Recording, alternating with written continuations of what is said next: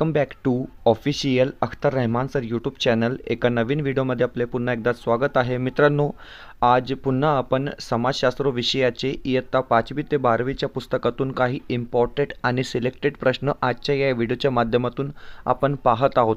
दोस्तों, जिस तरीके से अगर आपने हिंदी मीडियम भी रखा है, अगर आपने भाषा एक हिंदी ली है, भाषा 2 मराठी या इंग्लिश रखी है दोस्तों, तो आपको पूरा का पूरा जो पेपर होगा, खास करके समाजशास्त्र का जो सेक्शन होगा दोस्तों, वो मराठी और इंग्लिश भाषा में ही पूछा जाएगा. इसलिए हमको यहाँ पर क्या है, मराठी में ही प्रैक्टिस करना ज़रूरी है, क्योंकि परीक्षा में हमको इसका क्या है दोस्तों, लाभ मिलेगा. तर जशा प्रकारे आपण 5वी ते 12वीच्या पुस्तकातून इतिहास, राज्यशास्त्र, नागरिकशास्त्र आणि भूगोल विषयाचे प्रश्न पाहत आहोत. मित्रांनो, हे परीक्षेच्या दृष्टीने अत्यंत इम्पॉर्टंट प्रत्येक प्रश्न या ठिकाणी असणार आहे.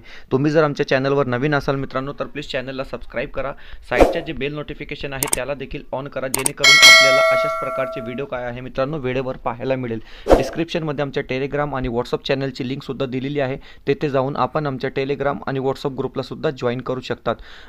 दोस्तों, अगर आप हमारे चैनल की मेंबरशिप हासिल करना चाहते हैं तो ज्वाइन बटन को ज्वाइन कर आप हमारे चैनल की मेंबरशिप हासिल कर सकते हैं.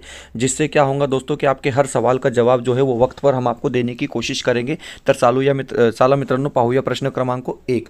प्रश्न क्रमांक 1 या ठिकाणी दिलेला आहे की जीवक हा प्रसिद्ध वैद्य कोणत्या राज्याच्या दरबारात होता. अशा प्रकारे पहिला प्रश्न आपण या ठिकाणी ॲड केलेला आहे आणि 4 ऑप्शन दिलेला आहे. मित्रांनो, प्रश्न जरी सोपा असला तरी परीक्षेच्या दृष्टीने अत्यंत इम्पॉर्टंट आहे. तुम्ही सीटेटची प्रॅक्टिस करत आहोत किंवा तुम्ही TET शिक्षक अभियोग्यता आणि बुद्धिमत्ता चाचणीची आपली शिक्षक पात्रता परीक्षेची प्रॅक्टिस या ठिकाणी करत आहोत. तर प्रश्न आहे की जीवक हा प्रसिद्ध वैद्य कोणत्या राजाच्या दरबारात होता. तर हे बघा 4 ऑप्शन दिलेले आहे मित्रांनो, प्रदयोत, बिंबिसार, उदयन या बिंदुसार. तर हे बघा ऑप्शन क्रमांक 2 काय असणार आपला या ठिकाणी बरोबर उत्तर असणार आहे. कारण की जीवक हा प्रसिद्ध वैद्य कोणत्या राज्याच्या दरबारात होता, तर बिंबिसार या राजाच्या दरबारात होता. पर्याय क्रमांक 2 काय असेल आपला योग्य उत्तर असणार आहे. पुढचा प्रश्न क्रमांक 2. आता दुसरा प्रश्न येथे विचारलेला आहे की गौतम बुद्धाचा जन्म कोठे झाला. हे बघा मित्रांनो, हा प्रश्न जरी पण तुम्हाला सोपा वाटत असेल मित्रांनो, तर परीक्षेच्या दृष्टीने अत्यंत इम्पॉर्टंट आहे आणि काही लोकांना याचं उत्तरसुद्धा माहीत नसेल मित्रांनो. कितीही सोपा प्रश्न असला तरीही गौतम बुद्धाचा जन्म कोठे झाला, अशा प्रकारे 4 ऑप्शन दिलेले आहे. लुंबिनी, बोधगया, कुंडग्राम किंवा सारनाथ. तर हे बघा ऑप्शन क्रमांक 1 काय असेल आपला योग्य उत्तर असणार आहे. कारण की गौतम बुद्ध यांचा जन्म जे आहे ते लुंबिनी या ठिकाणी झालेला आहे. म्हणजे पर्याय क्रमांक 1 जे असणार आहे ते आपला योग्य उत्तर असेल. पुढचा प्रश्न क्रमांक 3. प्रश्न क्रमांक 3 दिलेला आहे की वर्धमान महावीरांचे जन्मस्थान कोणते. अशा प्रकारे काय आहे प्रश्न विचारलेला आहे.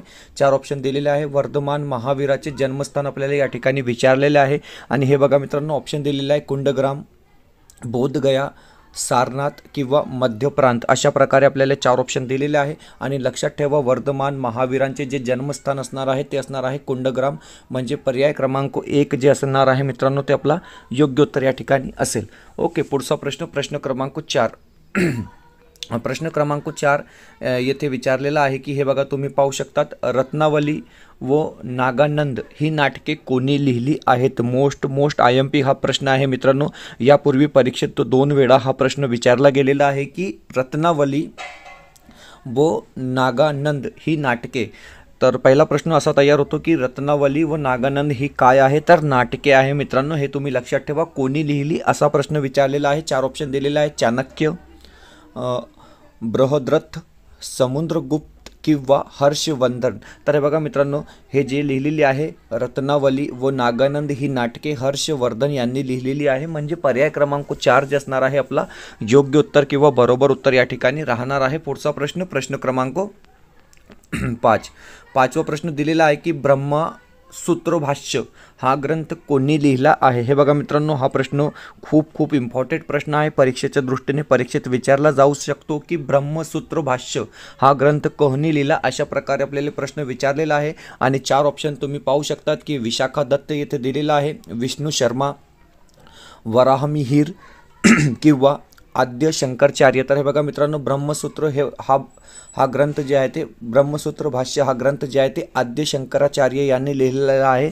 म्हणजे पर्याय क्रमांक 4 जे असणार आहे ते आपला योग्य उत्तर या ठिकाणी राहणार आहे. पर्याय क्रमांक 4 इज अ राईट आन्सर. पुढचा प्रश्न आपण पाहून घेऊया. प्रश्न क्रमांक 5. हडप्पा संस्कृती संदर्भात प्रश्न आपण या ठिकाणी ॲड केलेला आहोत की हडप्पा संस्कृतीच्या मृदा प्रामुख्याने डॅश डॅश नावाच्या दगडापासून बनवल्या जात, अशा प्रकारे काय आहे प्रश्न विचारलेला आहे आणि ऑप्शन दिलेले आहे स्टीएटाईट, डोलामाइट, बिटुमिन किंवा चारकोल, अशा प्रकारे आपल्याला ऑप्शन दिलेले आहे मित्रांनो. तर हे बघा मोस्ट IMP प्रश्न आहे की हडप्पा संस्कृतीची मृदा प्रामुख्याने ऑप्शन क्रमांक 1 म्हणजे स्टीएटाईट या नावाच्या दगडापासून बनवल्या जात, म्हणजे पर्याय क्रमांक 1 जे असेल मित्रांनो ते आपला बरोबर उत्तर असणार आहे. हे प्रश्न तुम्हाला सीटेटसाठी सुद्धा मोस्ट इम्पॉर्टंट प्रश्न आपण या ठिकाणी पाहत आहोत मित्रांनो. आपण हे प्रश्न जे पाहत आहोत ते महाराष्ट्र शिक्षक पात्रता परीक्षा म्हणजे TET, परंतु हे प्रश्नांचा फायदा तुम्हाला सीटेटमध्ये सुद्धा पाहायला मिळेल. पुढचा प्रश्न क्रमांक 7. 7वा प्रश्न दिलेला आहे की वैदिक वाङ्मयातील 4 वेदांच्या ग्रंथांना काय म्हटले जाते. खूप इम्पॉर्टंट प्रश्न आहे मित्रांनो की वैदिक वाङ्मयातील 4 वेदांचे जे ग्रंथ आहेत त्यांना काय म्हटले जाते, अशा प्रकारे प्रश्न दिलेला आहे. ऑप्शन आहे ज्ञान, संहिता, गृहीतक किंवा सामान्यता. तर हे बघा मित्रांनो पर्याय क्रमांक 2 काय असणार आहे आपला योग्य उत्तर असणार आहे, कारण की वैदिक वाङ्मयातील 4 वेदांच्या ग्रंथांना काय म्हटले जाते, तर बरोबर उत्तर असणार आहे संहिता, म्हणजे पर्याय क्रमांक 2 जे असेल ते आपला योग्य उत्तर या ठिकाणी असणार आहे. पुढचा प्रश्न क्रमांक 8.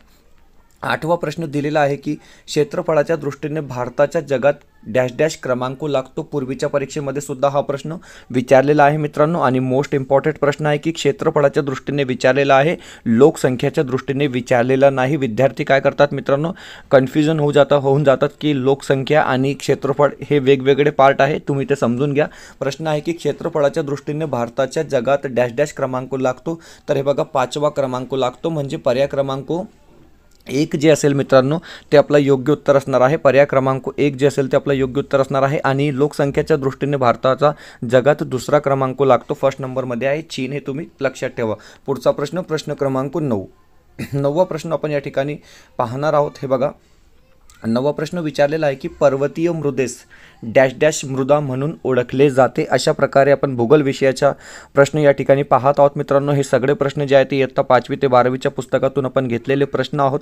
तर हे बघा प्रश्न आहे की पर्वतीय मृदेस डॅश डॅश मृदा म्हणून ओळखले जाते. ऑप्शन दिलेले आहे काळी कापासाची मृदा, अपरिपक्व मृदा, पीठ मृदा किंवा अल्कली मृदा. तर हे बघा मित्रांनो जे मृदा जी असते पर्वतीय मृदेस आपण डॅश डॅश मृदा म्हणून ओळखले जाते, तर अपरिपक्व मृदा आपला काय असणार आहे ऑप्शन असणार आहे, म्हणजे पर्याय क्रमांक 2 जे असेल ते आपलं बरोबर उत्तर या ठिकाणी राहणार आहे.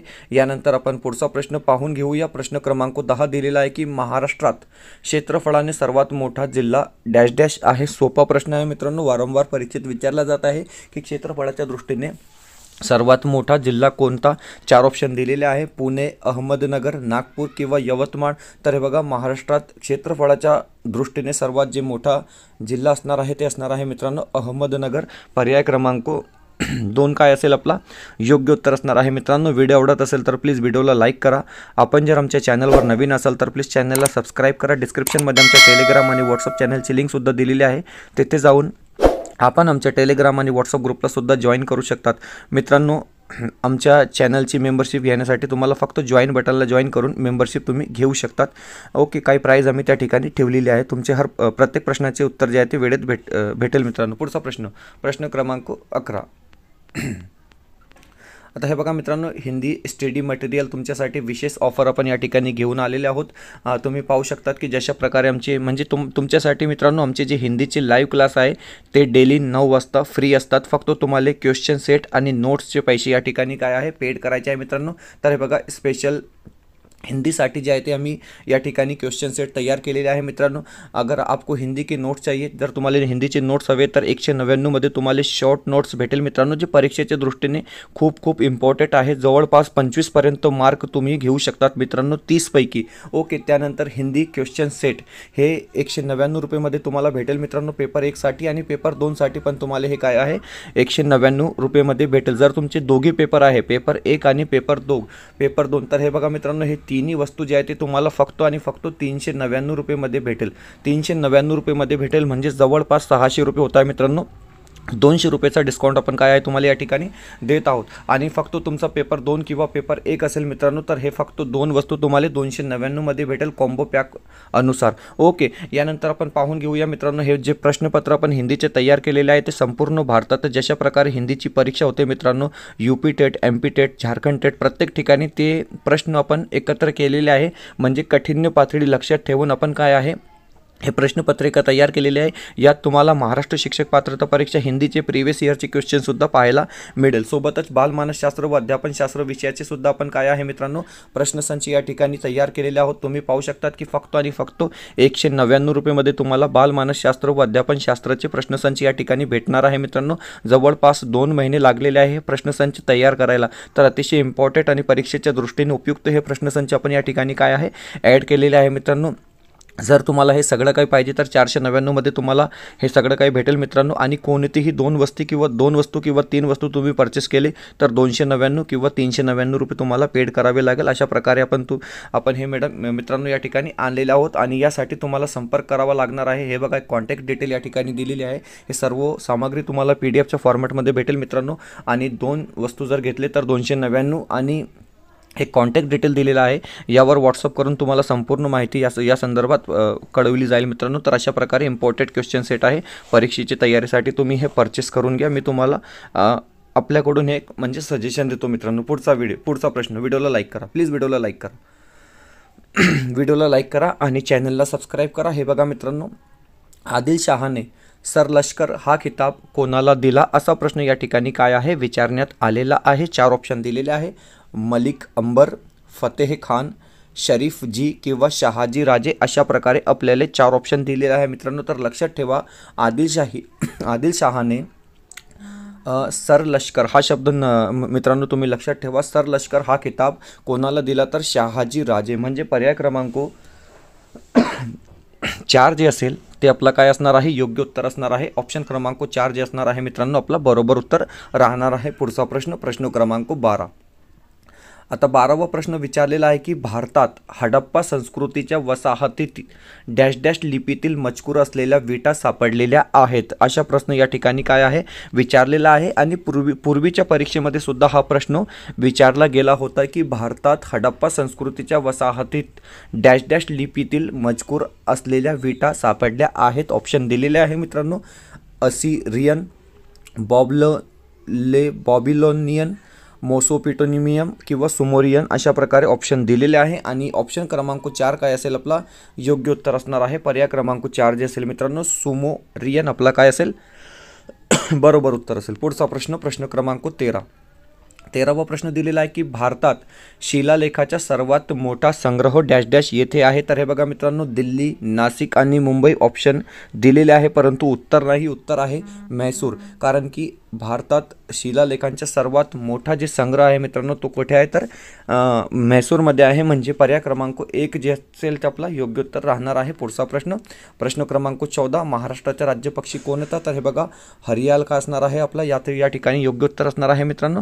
हरियाल जे असेल ते आपला महाराष्ट्रातील म्हणजे हिरवे कबूतर आपला काय असेल योग्य उत्तर असणार आहे. प्रश्न क्रमांक 15 दिलेला आहे की आंतरराष्ट्रीय न्यायालयाचे न्यायाधीश निवड कोण करतात. ऑप्शन दिलेले आहे. आमसभा करते, सुरक्षा परिषद करते, आमसभा व सुरक्षा परिषद दोघी मिळून करते किंवा सरचिटणीस करतो. अशा प्रकारे ऑप्शन दिलेले आहे.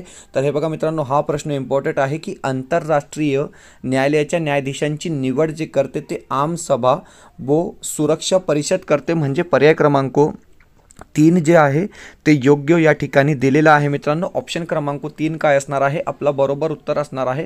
पुढचा प्रश्न क्रमांक 16 आपण या ठिकाणी पाहणार आहोत. प्रश्न क्रमांक 16 विचारलेला आहे की विषुववृत्तीय भागात दररोज दुपारनंतर पडणारा पाऊस डॅश डॅश असतो. अशा प्रकारे प्रश्न विचारलेला आहे.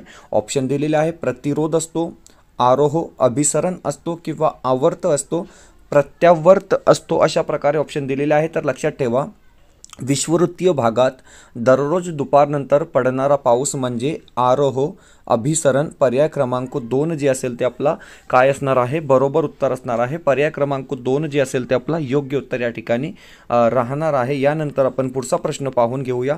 प्रश्न क्रमांक 17 दिलेला आहे की हा सर्वात मोठा महासागर आहे. सोपा प्रश्न आहे. अतिशय सोपा प्रश्न आहे मित्रांनो की हा सर्वात मोठा महासागर आहे. ऑप्शन आहे हिंद महासागर, पॅसिफिक, अंटार्क्टिक, आर्किटिक अशा प्रकारे ऑप्शन दिलेले आहे. आणि जगात सर्वात मोठा महासागर कोणता, तर हे बघा मित्रांनो पॅसिफिक हा काय असणार आहे, जगातील ज्याला आपण प्रशांत महासागर असे सुद्धा म्हणतो. ऑप्शन क्रमांक 2 जे असेल ते आपला काय असणार आहे, बरोबर उत्तर असणार आहे. पर्याय क्रमांक 2 जे असेल मित्रांनो ते आपला योग्य उत्तर या ठिकाणी राहणार आहे. हे सगळे प्रश्न जे आहेत ते आपण 5वी ते 12वीच्या महाराष्ट्र राज्य पाठ्यपुस्तकाच्या अनुसार प्रश्न पाहत आहोत मित्रांनो. प्रश्न आहे की किनाऱ्यालगत असलेला समुद्रात बुडालेला सर्वात उथळ भाग म्हणजे काय. ऑप्शन दिलेले आहे खंडांत उतार, भूखंड मंच, सागरी मैदान किंवा सागरी डोहोदर. हे बघा मित्रांनो किनाऱ्यालगत असलेला समुद्रात बुडालेला सर्वात उथळ भाग म्हणजे भूखंड मंच. पर्याय क्रमांक 2 जे असेल ते आपला योग्य उत्तर या ठिकाणी राहणार आहे. पर्याय क्रमांक 2 जे असेल ते आपला बरोबर उत्तर असणार आहे. पुढचा प्रश्न प्रश्न क्रमांक 19वा प्रश्न या ठिकाणी विचारलेला आहे की जगातील सर्वात मोठे वाळवंट व सर्वात जास्त लांबीची नदी असलेला खंड. आता हे बघा मित्रांनो 2 प्रश्न तयार होतात की जगातील सर्वात मोठे वाळवंट कोणत्या ठिकाणी आहे आणि जगातील सर्वात लांबीची नदी म्हणजे सर्वात लांब नदी नाईल हे कोणत्या खंडात आहे असा प्रश्न. असे 2 प्रश्न तयार होतात. ऑप्शन दिलेले आहे ऑस्ट्रेलिया, आफ्रिका, उत्तर अमेरिका किंवा दक्षिण अमेरिका. तर हे बघा या ठिकाणी जे बरोबर उत्तर असेल ऑप्शन क्रमांक 2 आफ्रिका खंड. कारण की सर्वात मोठे वाळवंट कोणत्या ठिकाणी, तर आफ्रिका या खंडात. आणि सर्वात मोठी नाईल नदी कुठे, तर आफ्रिका खंडात. म्हणजे पर्याय क्रमांक 2 काय असेल आपला योग्य उत्तर असणार आहे. पुढचा प्रश्न प्रश्न क्रमांक 20 आणि आजचा आपला हा शेवटचा प्रश्न असणार आहे मित्रांनो की पंचायती राज्यव्यवस्था निर्माण करण्याचा प्रमुख उद्देश कोणता. अशा प्रकारे काय आहे, राज्यशास्त्र विषयातून आपण हा प्रश्न घेतलेला आहोत. 4 ऑप्शन दिलेले आहे.